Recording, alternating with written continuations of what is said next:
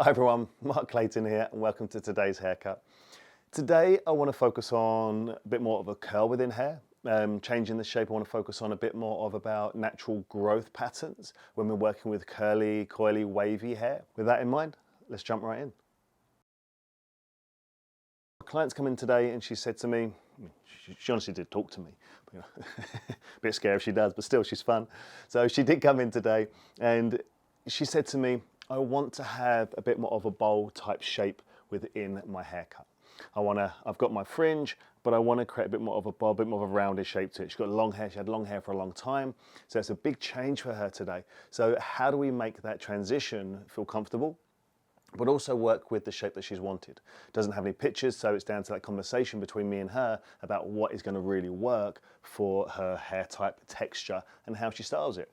So within that idea, I'm going to be thinking about the fringe, the movement we have in the hair as well, the sectioning pattern, the proportions on the jawline, the shape, the face. All of those kind of details will be part of the consultation and be part of my understanding about what I want to do to execute it. Knowing that when we style the hair, we put some cream into it, we scrunch dry it, or we leave it to dry naturally. We don't spend a lot of time blow drying. So curl is really important, but knowing as well, we actually want to get a bit more width around this area. We don't want it to be a rounded shape, so a lot more height on top. We want it to be a bit more of a bowly shape where there's a lot more curl focusing on the underneath. Client likes it a bit flatter on top. So sections are there. Let's think about how we're going to work our sections. So I've got my profile parting in place. I'm now going to go through and section the haircut off. Now, very simply, I want to work on just a simple sectioning pattern. As you know, it's one of my go-tos, is simplicity within our sectioning. So to understand this, I actually want to go through and subdivide the head in half. It'll be more like a halo section that I'll be working through. You can see the density. I can see the scalp through the hair quite comfortably, so I know it's quite fine hair. So to know that, I'm also going to work in comparison to when we think about a horseshoe parting, the angles of the shape we're going to work. Now, for my client, do I want the shape to sit quite flat, go quite steep from the fringe through to the back, or do I want the shape to be a bit more horizontal? So my parting will determine the angle I'm going to work. I do want to work down to the hairline. So from this corner here, working up and around will be my angle. That's how I'm determining it, by placing my comb on the scalp, on the neckline, to see the shape I want to work. So I want to follow that natural contours of the hairline. So to understand there, I'm going to be working just to my occipital bone. I'll be placing a parting just about 2 or 3 inches back, depending on the density and the size of the head. We're going to comb down. Oh, let me comb that again, just so the comb slides through the hair nice and easy. Down, round the curvatures to my finger to subdivide. And that will be how I will subdivide this haircut today. As you can see by the angle of the parting, the shape of the haircut will be quite steep. But that's going to be good because that's what I want to achieve. So we're going to clip this top layer out of the way. This will be my layers. This will be the separation, the details between the two sections. I'm going to grab a clip and just subdivide here, and I will do the same on the other side. So from here, place my parting in. I'm now going to comb this forward, just so I can start to work from the back and work up to my parting. There we go. That way I can be consistent on both sides. Have a little look. Got to come, as you can see through here, a little bit wider and rounder. I'm going to keep that in place this time. You may have seen in other videos I've gone through and re-established the whole shape, but I want to keep that just combed because I need to go a little bit deeper. So I'm going to angle that all the way through and up. The reason being, I can now see what's happening. The hair above is not interfering with the hair below, so I'm working with less hair as I'm taking my section in, and it's easier to work. So just simplicity in the execution. Let me clean that up again. Underneath, a couple of hairs, and there we go. We are going to work with graduation, we are going to work with tension today. So knowing if the sectioning pattern isn't perfect is okay, but obviously we want to make it as clean and as close to perfect as possible. So clipping through here, and then clipping out the way. So for my client today, I do want to work with a lot of tension because I want the hair to jump and to shrink. When I'm working with curl, it's always nice to sort of see what type of curl we have, how much bounce is in the hair, how much movement to it. Is it natural? Does it spring up with product when it dries? What kind of tension do we have with the hair? I want the hair to, as I cut it, I want to cut with a large section quite tight. So once I do that, the hair is going to spring up once it's dry, giving me graduation as well. I could work very light with the tension and be very soft. That again will give me more of a weighted line to it, but it won't give me as much graduation. I want to create that spring, that erratic kind of shape, so when we dry it, we do scrunch, we have movement to it, but natural movement and feeling to the hair. So that is the reason for working with tension today. I already have a fringe placed in. I'll continue to work with that fringe, and I'll use my fringe as a guide to work through to the back. So as you can see, I'm going to go through, hold the hair through the front. I'm going to work with a lot of tension to start with, and be cutting blunt through that shape. I'm going to work in very small sections. The reason being for this is I really need to work with the natural fall of the hair. If I start to over direct and cut, then once it dries it's going to shrink and spring back, which what happens with curl in this positioning, it will actually go through and give you little steps because it will mirror the shape of the hairline. So by combing down to natural fall, combing down to the shape that you start to see the hair, and actually angling our fingers in the position we want it to be, we'll maintain consistency with the hair itself and the hair growth and the partings. So combing down, find that tension, find that angle, cut up, do the same again, let me spin round. So all the way looking at where my shape is, comb down, have my fingers in that angle, pull nice and tight, and then, oh, look at this. Look at all that hair coming off. I love it when you hear that, and it falls straight to the ground. Comb again. Now we can start to see that movement. It's already looking really good. You can see that nice, beautiful transition working through to the side. Combing down again.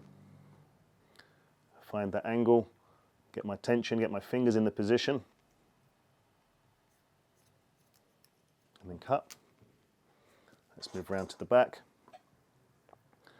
Natural position, fingers where they need to be, and then cut.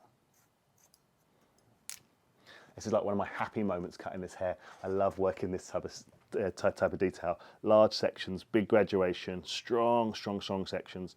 For me, it's just one of those fun things that we get a chance to do. And we don't get to do it often. You know, it's these type of haircuts where clients will, you know, very randomly come in and say like, cut loads off and go crazy. We do have a few more restrictions. So today, it's one of those real fun moments. So as you can see through here, this side's been done, nice and simple.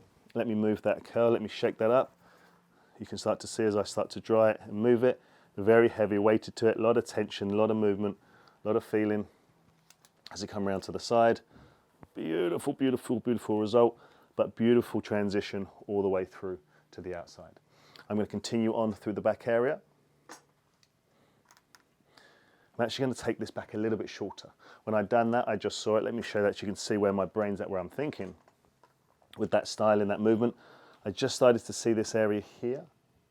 So let me show you that again from the front. And it just feels a little bit too long. So I want to make that just a little bit shorter. So we're going to go back and just recut that. So comb down. I can see the transition's going to be here. Comb with my comb to natural fall, work that tension, and then cut through that back. Same again, let's continue that same shape. Natural fall, comb with tension, and cut. And this is how we're going to repeat the same technique all on the other side. And again, it's that tension that becomes really key to allow the spring and the jump. But again, the second, or honestly most important thing really, is the angle of our fingers as we transfer around the cut itself.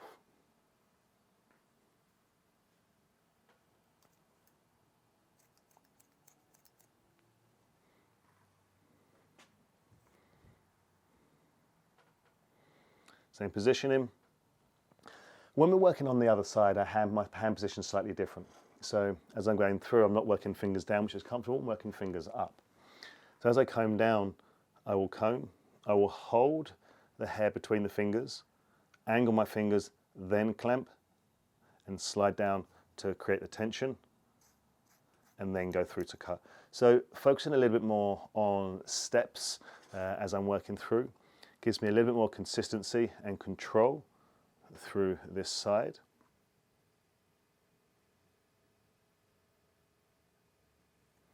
There we go. Coming through to my corner at the back. I can now see my two guides, so I can now work to those very nice and comfortably. Let's go back and check, make sure there's no hair that I've missed. We're looking pretty good. Let's do the big thing about checking the balance. So I'm going to stand directly in front, comb down each section, making sure that I'm even on both sides.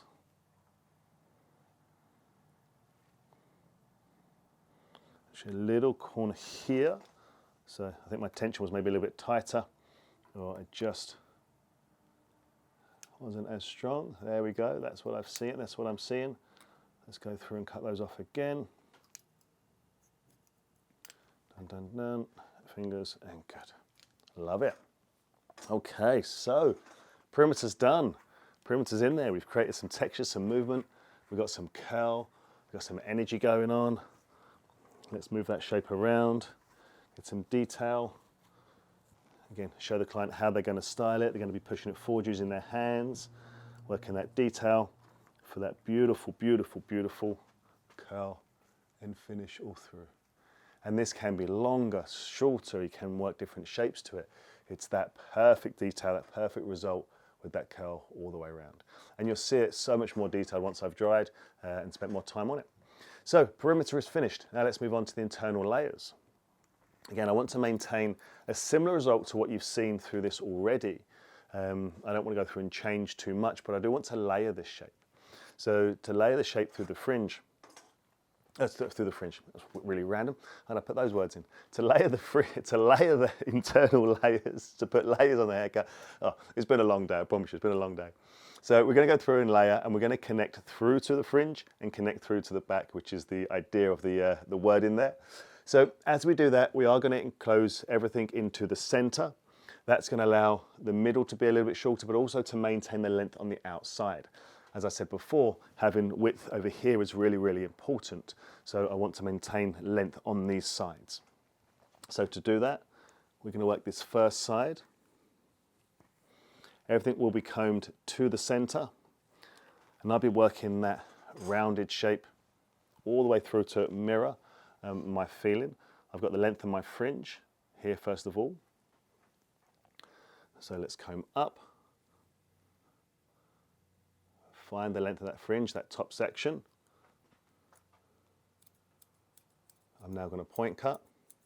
Remember, we have the blunt cut, the heavy shape on the outside, and I'm now going to work a softer internal. So again, working that point cut all the way through. I've been a bit heavy with my point cut because the heaviness in the point cut is important for me to maintain a thicker end to the hair. I don't want it to become too weak, too wispy, so I'm maintaining extra strength. I'm working through to the back. This is now where I'm going to find my guide.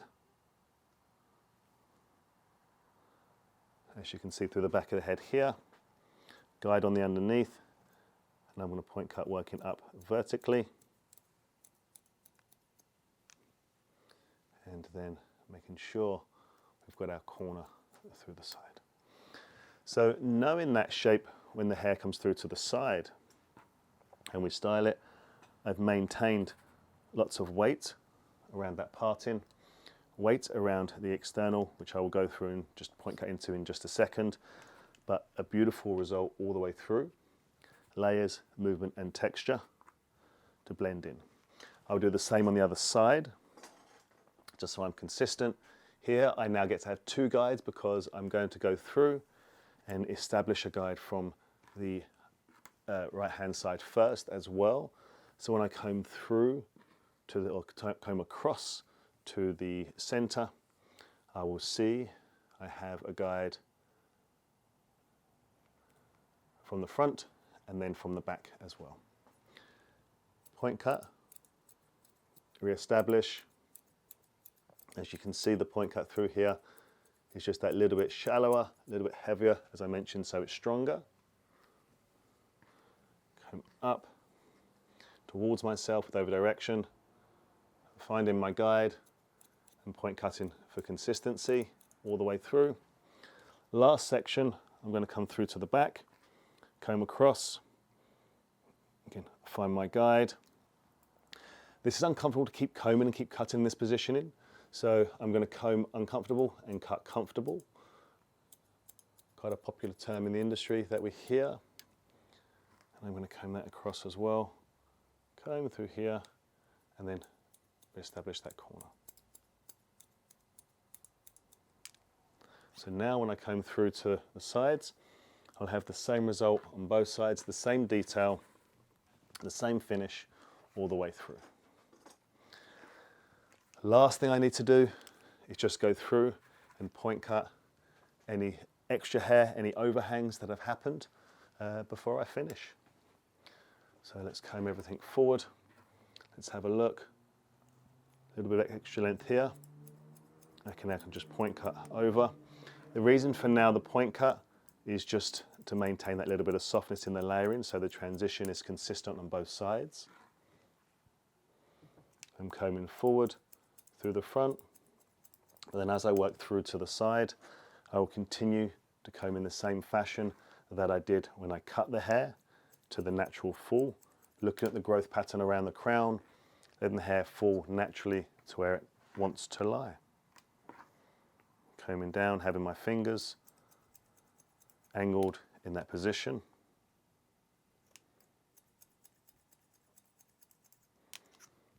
And do it all the way around.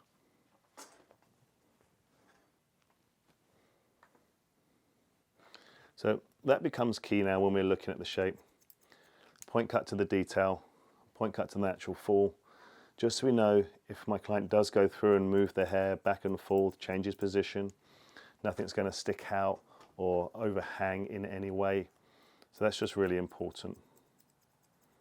Obviously where we are point cutting for detail and softness, if there are little bits of overhang through the curl, that's absolutely fine as well. So here we go. Cut's been done. Simple and effective all through. As we go through to dry, I'm going to go through and put some product in. I'm going to go through and scrunch. I may even get a little bit of heat in there and get a little bit of curl to it. But I think for me, just seeing that kind of shape just naturally evolving as I'm drying it, I can really see that beautiful result that I'm getting already. And that's exactly how I want it to. So just a really effective, but again, as you can see through the education, just simplicity is key all the way through. There we go. Okay, I'm gonna go through to dry. As I said before, gonna work some product in and then scrunch, manipulate just with a hairdryer. Not gonna spend too much time trying to manipulate and sort of make it false. I want it natural. I want my client to be able to do the same, look at home, recreate it. So I'll be teaching her as much about what I'm doing as possible so she can recreate the same look at home when she's not in the salon. Let me dry and I'll see you back at the finish.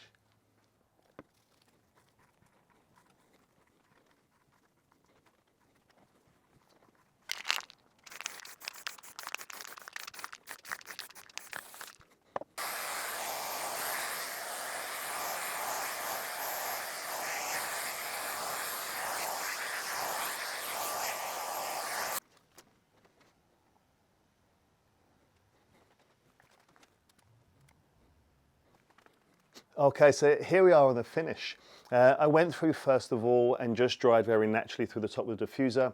We used a lot of leave-in conditioner along with the texturizing spray and wet hair to build the foundation with the products. As I said, I went through and just dried the top first of all with the diffuser. I'll show you the technique. Again, just keeping it nice and soft, nice and close to the head. To allow for less friction and less movement to happen, used a medium heat and a low speed. When that was dry, I went through just very cautiously on the outside, on the perimeter, and again just created a very soft result with that as well, but it had a lot more separation due to the products. It was nice and dry, nice and wet looking. As we then continued through to dry, I then wanted to start to expand on the curl and break it up a little bit. As I done that, I went through with the diffuser and just scrunched and just gave a few rotations with the diffuser as I was drying to maintain that control, and just to let the air push in to each tessel and just expand it as it moves. It keeps the separation, keeps the definition, and doesn't allow for a lot of external frizz, but just separates those waves, which was really nice. So a great little technique without having to do too much. And again, a great way to teach our clients the finishes as well. So as you can see here, a more dressed out, drier, fuller result. Key things we've kept: flatness through the top, but again, a lot of sort of curl movement around the side. And as you can start to see, just that beautiful curl, that beautiful separation, lots of movement all around. But with, most importantly, a really simple technique, an effortless blow dry, an effortless cut. Just focus on the key details, connections from the fringe, working with that perimeter, working to the natural fall, angling our fingers to work the cut, so we didn't end up with any mirroring of the hairline with any over direction. Just connected in our layers from the profile, working around and over directing everything into the center to maintain the length and the weight on the outside. Point cut just to check the perimeter and to finish. I hope you like the haircut, and I really look forward to seeing you in another video.